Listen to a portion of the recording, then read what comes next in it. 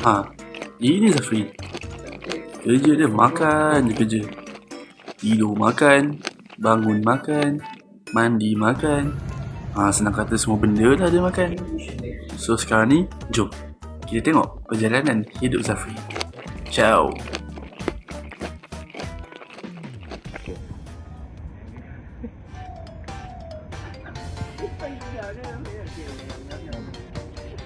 Mati kau.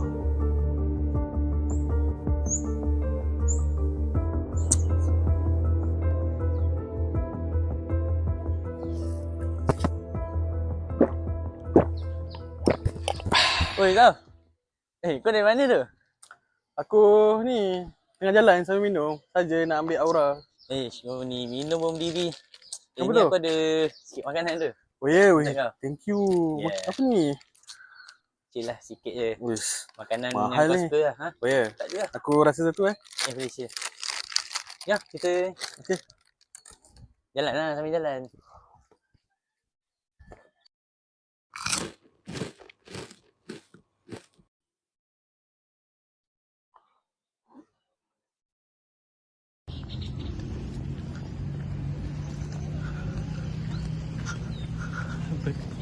Assalamualaikum Irfan.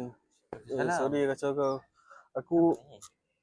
Aku tak tahu lah, lately ni aku sakit perut sangat. Aku rasa aku keracunan. Ya ke? Tak apa, duduk dulu.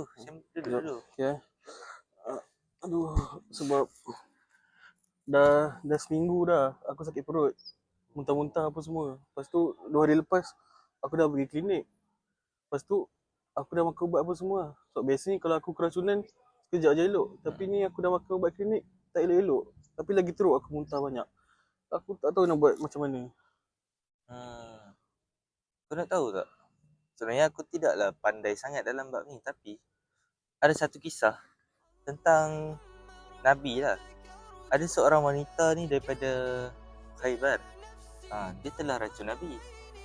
Tapi kesan racun tu ada sampai, dikatakan kesan racun tu ada sampai akhir hayat Nabi. Jadi mungkin kat sini Allah nak uji kau juga. Tapi lagi satu, kau makan banyak sangat. Kau kena kurangkan sikit makan tu.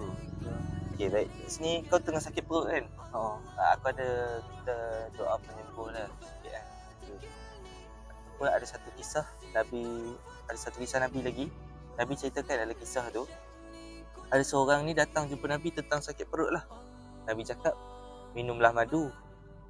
Jadi pemuda ni pun cuba minum madu, tapi tak hilang juga. Datang lagi, Nabi kata lagi, minum madu.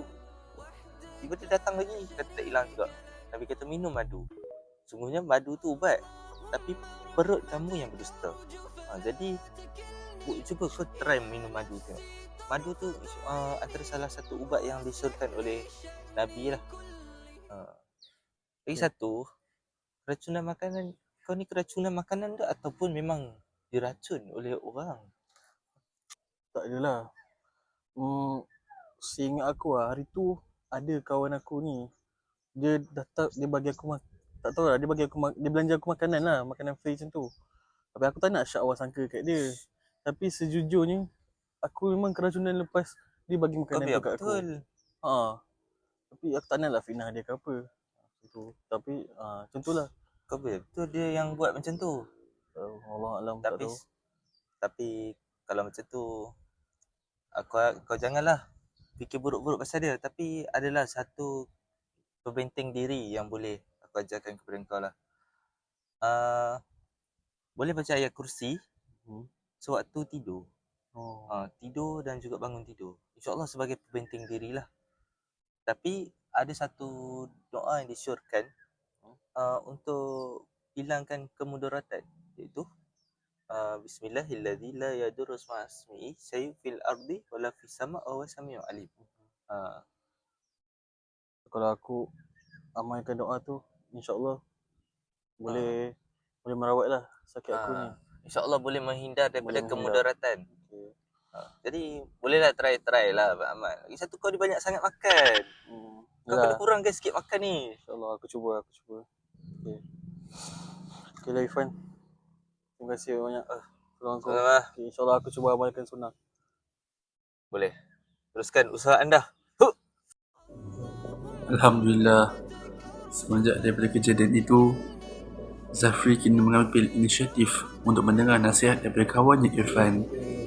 Jadi, bermula daripada hari itu, beliau akan bangun dan mengamalkan makanan sunnah seperti madu pada setiap kali waktu subuh. Alhamdulillah.